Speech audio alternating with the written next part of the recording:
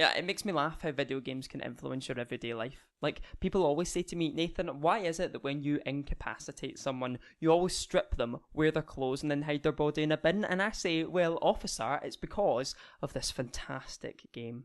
Hitman Blood Money is the 4th installment in the Hitman series, developed by IO Interactive. Now, let me just give you a quick rundown of IO's development history. It goes a bit like this. Didn't play it, rented it, amazing, shite, so shite, I'm gonna kill someone's mum. But Hitman Blood Money is where IO hit perfection. You play Agent 47, and it's a bit like playing as like an evil Jonathan Creek, which, come on, that's a game no one can really say no to.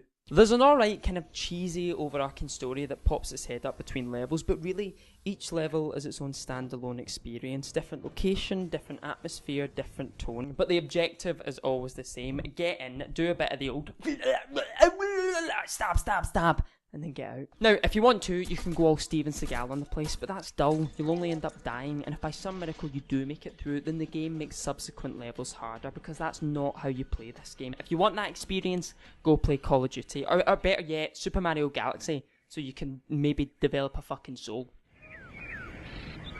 No, that's not what this game is about. This game is about imagination and improvisation. It's about staging a series of events that so flawlessly leave some bad guys dead that no one even suspects that it might have been the mysterious Grant Mitchell lookalike. Right, take this guy for example. That guy on the stage has done horrible things to children, so someone's hired my baldy brains to do horrible things to him, and it's the vast array of possibilities that make Hitman so special. I could wait for him in his dressing room and give his throat a good cuddling, or see that prop gun his co-star's using? Well, I could maybe sneak backstage, replace it with a real gun, and let him do the hard work for me. Amazing! Or better yet, I could be bold as fuck and decide I want to be in this play, knock out the actor, steal his costume, wait until the right moment, and then shoot him myself. Brilliant! Turns out his dad's a bit of a prick too, so we'll drop a chandelier on him while we're here. It's a big grotesque black comedy, and each level is its own microcosm, a unique mixture of different clockwork routines and opportunities which you need to attune yourself to. Yeah, alright, the AI can be a bit mental at times. What's that? You forgot to put your bag down before going through the metal detector? Shoot him! Shoot this guy in the face! Shoot him in the face now! But as much as a cop-out as this sounds, once you get used to it, it's never really a problem. You're just in a wonderful world of nutcases. And, oh, well, thinking about it, I don't think there is one female character who isn't scantily clad, which is just a bit sad, you know? Come on, IO, don't act like embarrassing wee virgins. And even though the older female characters are more sensibly dressed, you can find them getting up to filthy business like this. And you can't even join in. Shocking. I must stick Hitman on at least once a year, and before I know it, a week's passed and I've played through the whole thing again.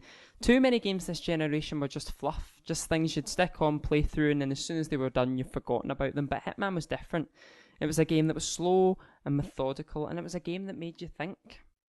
It made you think deviously and logically, and it made you think, hey, this killing thing's not bad, is it? It's actually quite good fun. I think I actually quite like it. There you go, Daily Mail, I've said it. I like killing. That's it. I'm going out stabbing because I love it.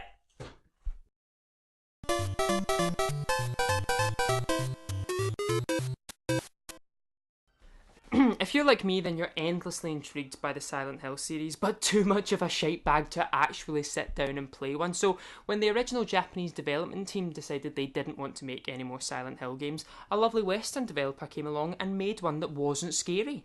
Which is fantastic news for me, because if I'm honest, the Japanese, those crazy Japs, they take horror too far. So it's not a horror game per se, it's more of a psychological adventure game, but it's got a whole lot going for it, especially in its simplistic but genuinely immersive controls, and it does a whole lot of cool stuff, like the speaker in the Wiimote is used as a phone, so whenever you get a phone call or you find a voicemail, you've got to hold the Wiimote up to your ear and listen to these private messages really intimately, which works really, really well. So I'd recommend this to people who want to try something a bit different. Maybe you've never played a game before. This is definitely a good place to start.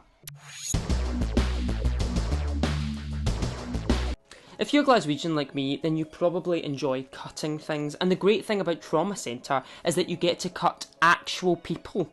Yeah, actual people, and you don't have to spend the next 6 months trying to convince a judge that it was self-defence. Trauma Center is a port of the successful DS game, and here it adapts its controls for the Wii and creates something daft, fun and intuitive. You even get to perform surgery on a bomb. Eh, come on Casualty, up your game. You're gonna need to if you want to match creative storytelling like this, you lazy bastards. Punch-Out offers some good arcade fun that you can buy now for about £3, and it lets you imagine what it would be like to be in a fight that didn't end with you throwing up the fish and chips you had for your tea.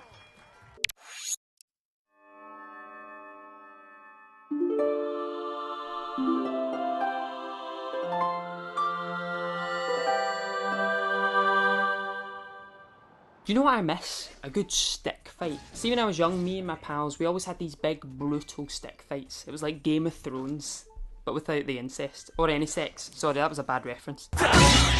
Well, now you finally get to have some proper sword fights thanks to The Legend of Zelda Skyward Sword and the Wii's Motion Plus controls. Yes, it can be fiddly at times and it takes some getting used to, but see, when this all works, it feels like the future. It's everything you love about Zelda. It's that charming world, it's that great music, it's that big epic quest of an adventure, but this time, big fights feel like big fights.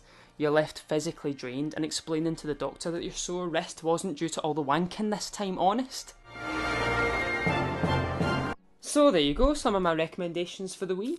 And lucky for you, while the Wii used to be the Christmas present parents kneecapped each other for, now no one wants one. So you can pick one up for about £20. So my final recommendation is that you should totally do that and then go out and buy some of these great games. I promise you won't regret it, like your mum regrets having you.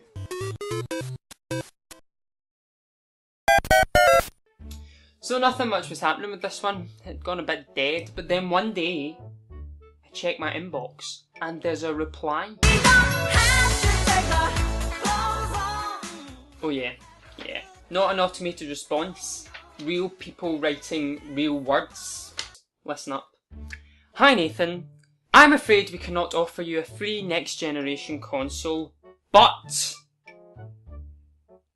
we may be able to provide you a few Call of Duty promotional items, and maybe even a t-shirt for WWE 13 or The Witcher 2. Oh yeah. Simply message us your size and we can take it from there.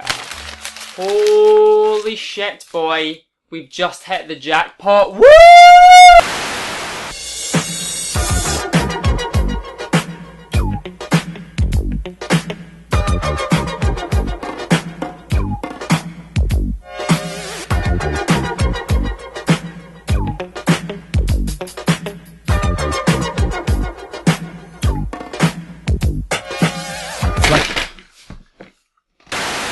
So, there you go.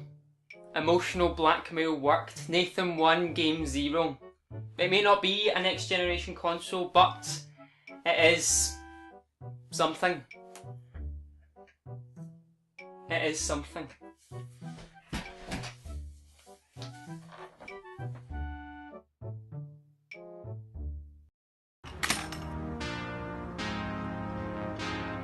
I'm running out of time, but I've still not told you about Portal, yeah, or about Dark Souls, or about the Batman Arkham series. Look, forget it, let's do another hour. Okay, Dark Souls. Hey! Hey! Ah, Hey! mate, get over it, a jobbie's a jobbie.